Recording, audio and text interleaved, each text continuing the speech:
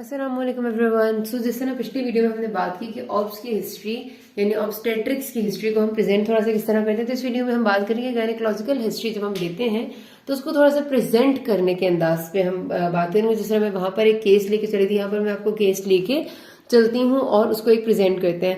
मैंने आपको पहले भी जिक्र किया कि ये हिस्ट्री प्रेजेंटेशन का जो टास्क है ना, वो शुरू होता है आपके अंडर ग्रेजुएट ईयर से, यानी जिसकी 4th ईयर या 3rd ईयर या फाइनल ईयर जब भी गायनी शुरू होगी, गायनी ऑफ, तब से आपको हिस्ट्री प्रेजेंट करनी पड़ेगी।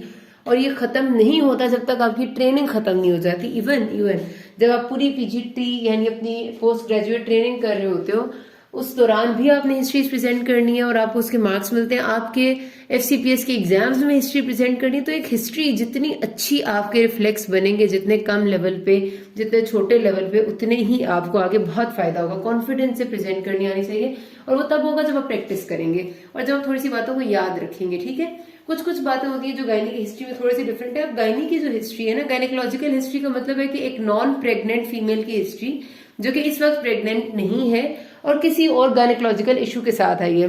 इसमें आपने 2-4 बातों का बहुत ज्यादा ख्याल रखना होता है। वही कि गायनी में कुछ चीजें एक्स्ट्रा है, जिस तरह हमारी नॉर्मल मेडिसिन या सर्जरी की हिस्ट्री होती है, उसके अलावा यहाँ पर हमको होता है कि past gynaecological history, past obstetric history, ये 2 एक्स्ट्रा हेडिंग्स हैं। और डेमोग्राफिक प्रोफाइल के कुछ 2-4 सवाल एक्स्ट्रा हैं, बाकी सब सेम रहता है। तो आपको पहले मैं बता चुकी हूँ कि डेमोग्राफिक प्रोफाइल में जो नॉर्मल हम पूछते हैं कि नेम, एज, जेंडर, उसका ऑक्यूपेशन, ठीक है, ये मैं अब दोबारा बातें लिखने की सारी आपको पता है। नेम, एज, जेंडर हो जाता है, ऑक्यूपेशन क्या है उसका, एजुकेशन क्या है, रेजिडेंस क्या है, ठीक है। उसके साथ साथ यहाँ पर आपके लिए बहुत जरूरी होता है, जब आप पेशेंट का नेम बताते हैं तो गायनी में वाइफ ऑफ हु ये बताना जरूरी है।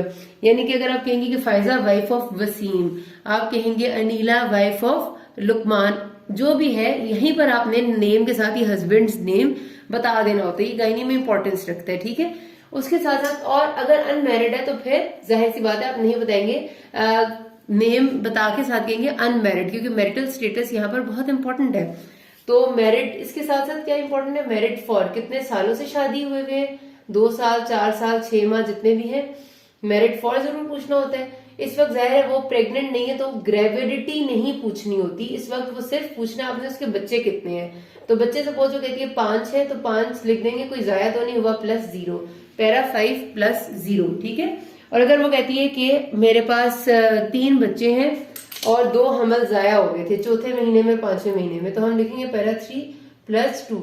और अगर वो कहती है कि मेरे 4 टोटल बच्चे थे जिनमें से 3 पैदाइश के बाद फौत हो गए हैं और 1 जिंदा है, तो उसको आप किस तरह लिखते हैं कि पैदाइश के बाद फौत हो जाए लेकिन पैदा तो हुए थे ना, तो पैरा 4 + 0, 4 बच्चे उसके पैदा हुए थे। ठीक है, तो पैरा में आपने लिखना होता है 4, लेकिन इसके आगे आप लिख देते हैं क्योंकि ये देखिए सिग्निफिकेंट बात है कि अगर उसके 4 बच्चे पैदा में होने वाले में से 3 बच्चे फौत हो गए और 1 बच्चा सिर्फ जिंदा है, इसका मतलब ये कितनी इंपॉर्टेंट बात है।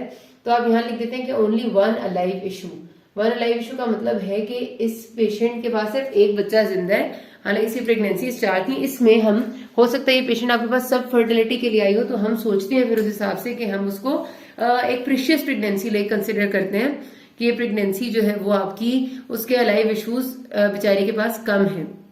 ठीक है, तो ये बातें थी, मैंने कहा जो एक्स्ट्रा थोड़ी सी गायनी हिस्ट्री में आपने लेनी होती है, वही वाली जिस तरह ऑब्स की हिस्ट्री में थी कि मैरिड फॉर कितनी है, पैरा फॉर क्या है, और एलएमपी और ईडीडी इसमें नहीं आती क्योंकि ये गायनेकोलॉजिकल हिस्ट्री नहीं, सॉरी ऑब्स की हिस्ट्री नहीं है। फिर प्रेजेंटिंग कंप्लेन यहाँ पर आपने बिल्कुल मेडिसिन की तरह पूछनी है कि वो जो भी प्रेजेंट करती है। बहुत कॉमनली जो प्रेजेंटेशन है ना, मैं आपको भी चारों जो सबसे कॉमन प्रेजेंटेशन होती है हमारे पास गायनी की ओपीडी में, वो बताऊंगी और उनकी साथ ट्रीटमेंट्स भी बताऊंगी मोटे मोटे से। ठीक है, जो मेजरली दिए जाते हैं 4 मोस्ट कॉमन होती है। पीआईडी की कंप्लेन, मतलब जाहिर प्रेजेंटिंग कंप्लेन में पीआईडी बोलेगी नहीं, वैसे आपको बता रही हूँ कि 4 कंप्लेन ही आती हैं। यूटीआई आता है आपके पास बहुत ज्यादा, सब फर्टिलिटी बहुत ज्यादा आती है, और एक आपके पास एचएमवी बहुत ज्यादा आती है, यानी हैवी मेंस्ट्रुअल ब्लीड। ठीक है, मोस्ट कॉमन 4 प्रेजेंटेशन है जो आपको गायनी की ओपीडी में मिलेंगी। अब प्रेजेंट वो किस तरह से करेगी कि लोअर एब्डोमिनल पेन है या हैवी मेंस्ट्रुअल ब्लीड लेके, मैं इसलिए चल रही हूँ कि हैवी मेंस्ट्रुअल ब्लीड सबसे ज्यादा आता है। ठीक है, तो कहेगी कि मुझे खून बहुत ज्यादा पड़ता है, वो खून नीचे ज्यादा पड़ता किस तरह से है, तो वो कहती है कि मुझे माहवारी बहुत ज्यादा आ रही है। अब वो ज्यादा आ रही है, आप अभी यहाँ पर प्रेजेंटिंग कंप्लेन में लिख देंगे ओनली, अभी आपने यहाँ डिटेल तो नहीं लिखनी होती ना, आप सिर्फ लिख देंगे एचएमबी कितने अरसे से ज्यादा आ रही है। वो सपोज कहती है कि मुझे 8 साल से ज्यादा आ रही, तो ज़रा 8 साल मुस्तकिल ज्यादा नहीं आ सकती, हो सकता है कि अब एग्रेवेट हुई हो तो वो डॉक्टर के आइए, तो क्योंकि 3 महीने से मसला बहुत ज्यादा बढ़ गया। ठीक है, तो HMV हो गया 3 मंथ से, और उसके साथ नीचे वाले पेट के हिस्से में कोई दर्द तो नहीं, आप एक दफा पूछ लेते हैं क्योंकि अक्सर होता है। तो लोअर एब्डोमिनल पेन है उसको 1 मंथ से। ठीक है, ये आ गया, ये आपने लिख दिया उसकी प्रेजेंटिंग कंप्लेन, जिस तरह आप मेडिसिन में लिखते हैं क्रोनोलॉजिकल ऑर्डर में, ओल्ड कंप्लेन पहले, न्यू कंप्लेन बाद में। अब आपने इनको एक्सप्लेन करना है हिस्ट्री ऑफ प्रेजेंटिंग इलनेस में। ठीक है, अब प्रेजेंटिंग इलनेस में हम एक्सप्लेन किस तरह करेंगे, आपसे उसके जो बेसिक सवाल पूछने हैं हेवी मेंस्ट्रुअल ब्लीड के साथ। सबसे पहले कि उसको हेवी मेंस्ट्रुअल ब्लीड कितने अरसे से एग्जैक्टली, ठीक है, 8 साल से अगर उसने कहा तो 8 साल से ज्यादा होने का क्या मतलब है। उसका मेंस्ट्रुअल साइकिल नॉर्मल आपको साइकिल आप होते हैं लेंथ उसकी 8 डेज तक एक्सटेंड कर सकती है। तो वो सपोज कहती है कि मुझे 8 दिन ना हर महीने माहवारी आती थी और 8 दिन मुसलसल तेज आती थी। किसी हद तक की बात सिग्निफिकेंट है कि नॉर्मल साइकिल ऐसा होता है कि शुरू के 3 से 4 दिन तेज आ सकती है और फिर अगले 4 दिन अगर किसी को रहती है तो वो स्पॉटिंग होती है। ठीक है, पीवी स्पॉटिंग उसको हम कहते हैं। वो हैवी फ्लो नहीं होता, लेकिन टू सम एक्सटेंट कुछ लोगों में साइकिल ही ऐसा होता है कि जिनमें थोड़ा सा हैवी फ्लो होता है, तो उसमें परेशानी की बात नहीं हुआ करती।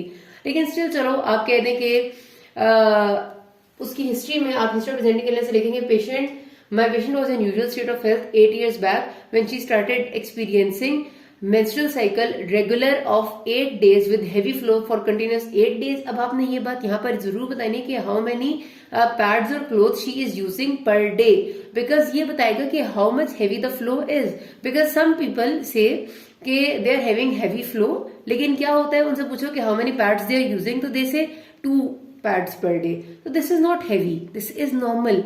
वो कई बार आपको एक्चुअली हैवी फ्लो वाली कहती है कि we don't use pads because वो तो हमारा कोई काम करते ही नहीं, वी यूज क्लोथ्स, और क्लोथ्स भी बड़े बड़े भी 4, 5, 6, 7 इस्तेमाल हो जाते हैं एक दिन में, वो एक्चुअल हैवी फ्लो होता है। तो आपने पूछना क्या यहाँ पर बेसिकली कि HMV है उसको, तो नंबर ऑफ डेज उसके साइकिल के इंक्रीज हुए हुए हैं, यानी कि अगर नॉर्मल साइकिल होता है 5-6 दिन का मेंस्ट्रुअल साइकिल, तो क्या उसका 10 दिन 15 दिन तक एक्सटेंड किया हुआ है। ठीक है, ये पूछेंगे, या हो सकता है कि पूरे पूरे कुछ ऐसी भी आती है जो कहती है 3 महीने से मुस्तकिल होती जा रही है, मुझे रुकी नहीं रही। ठीक है, तो नंबर ऑफ डेज एक्सटेंड किए हुए।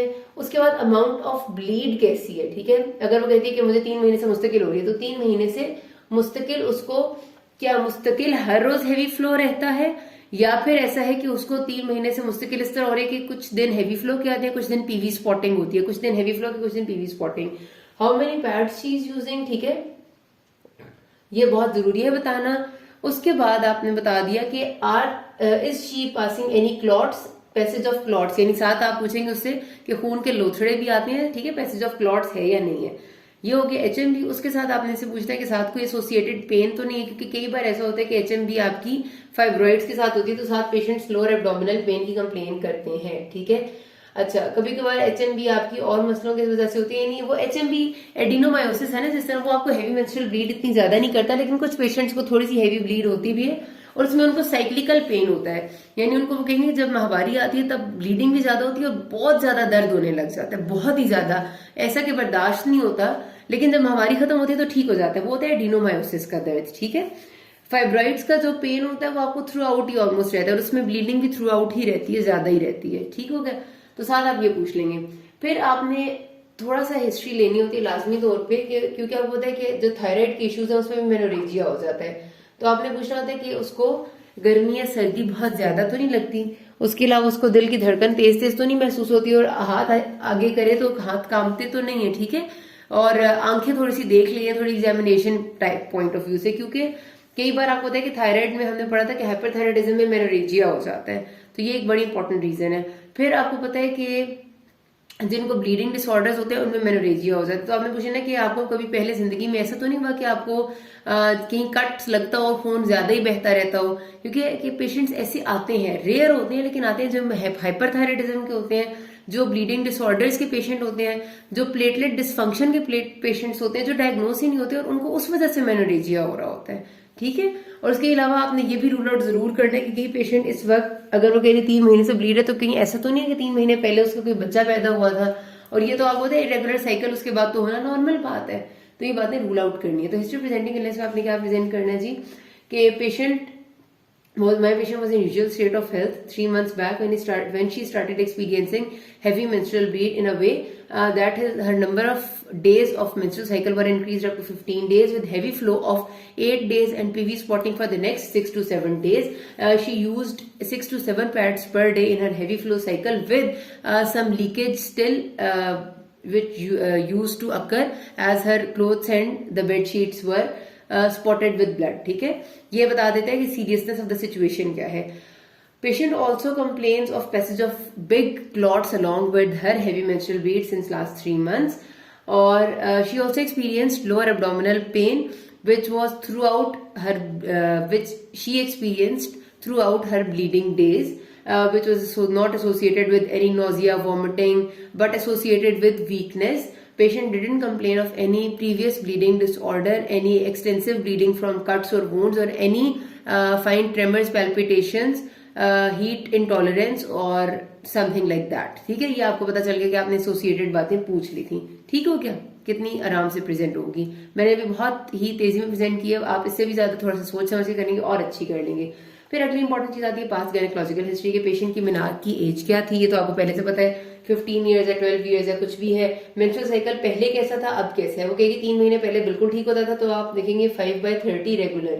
ठीक है, कि 5 दिन आता था, 30 डेज में रेगुलर था. अब कैसा है, अब इरेगुलर हो गए.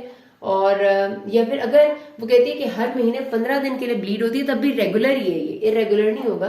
तब भी आप लिखेंगे रेगुलर, लेकिन साइकिल हो जाएगा क्या, 15 out of 30. हर महीने में 15 दिन आती है और 15 दिन का गैप आता है. अच्छा, ब्लड फ्लो हैवी है, इंक्रीज है. ठीक है, इंटरमेंस्ट्रुअल ब्लीड तो नहीं. इंटरमेंस्ट्रुअल ब्लीड का मतलब होता है कि मेंसेस के दौरान इरेगुलर ब्लीड हो जाए. अगर वो कहती है ना कि मुझे ऐसा होता है कि कभी ब्लीडिंग शुरू हो जाती है, फिर रुक जाती है, फिर शुरू हो जाती है, वो इरेगुलर होती है, वो इंटरमेंस्ट्रुअल ब्लीड में आता है. लेकिन जो इस तरह की हिस्ट्री है कि 15 दिन होगी और 15 दिन बाद दोबारा आ जाएगी, तो वो आता है हैवी मेंस्ट्रुअल ब्लीड में. पोस्ट कॉइटल ब्लीड पूछ लेनी है उससे. कॉन्ट्रासेप्शन का कोई मेथड कभी इस्तेमाल किया या नहीं किया, और अगर किया तो क्या था, कितने अरसे किया और कब उसको छोड़ दिया. क्योंकि IUCD मिसप्लेस्ड हो जाए, उनसे भी हो जाती है थोड़ी HMB. और कभी कभार ऐसा होता है कि कॉपर टी से भी थोड़ी सी आपकी रेगुलर मेंस्ट्रुएशन और हेवी मेंस्ट्रुअल ब्लीडिंग होने लग जाती है, तो वो नॉर्मल बात होती है. इसलिए ये सवाल आप यहाँ पर अगर पूछेंगे ना कि उसने कोई छल्ला तो नहीं रखवाया, छल्ले से यानी कॉपर टी से, या ट्यूब तो नहीं अंदर रखा हुआ ये बच्चादानी में, वो ये सवाल होते हैं. तो उससे भी कॉन्ट्रासेप्शन की वजह से थोड़ी सी हेवी मेंस्ट्रुअल ब्लीड होना नॉर्मल बात होती है, उसमें हम कुछ नहीं करते, उसे काउंसिल करते हैं. सब फर्टिलिटी की कोई हिस्ट्री तो नहीं है, कोई ट्रीटमेंट तो नहीं लिया, क्योंकि उससे भी एसोसिएशन हो सकती हैं हमारे पास इसकी.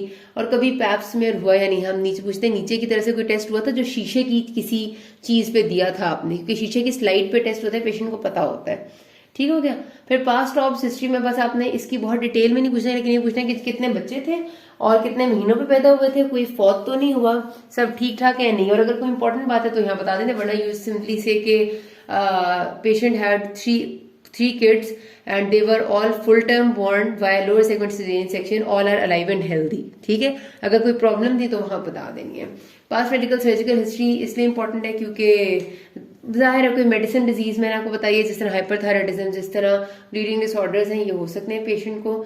और सर्जिकल हिस्ट्री इसलिए इंपॉर्टेंट है क्योंकि अगर हम पेशेंट की सर्जरी प्लान करते हैं फाइब्रॉइड्स के, उसको प्रीवियस कितने सेक्शंस थे, कितना लेप्रोटमी स्कार था, कोई ऐसी चीज हो, तो फिर हम उस हिसाब से उसकी सर्जरी को प्लान करते हैं. बाकी सारी पुरानी बातें, उसकी फैमिली हिस्ट्री, डायबिटीज, हाइपरटेंशन की ले लें, उसको पर्सनली उसको कोई एलर्जीज, ड्रग्स कोई इस्तेमाल तो नहीं करती, किसी चीज से वो तो नहीं है, एडिक्शन तो नहीं है, किसी से एलर्जी तो नहीं है, what are socio economic status. This is all.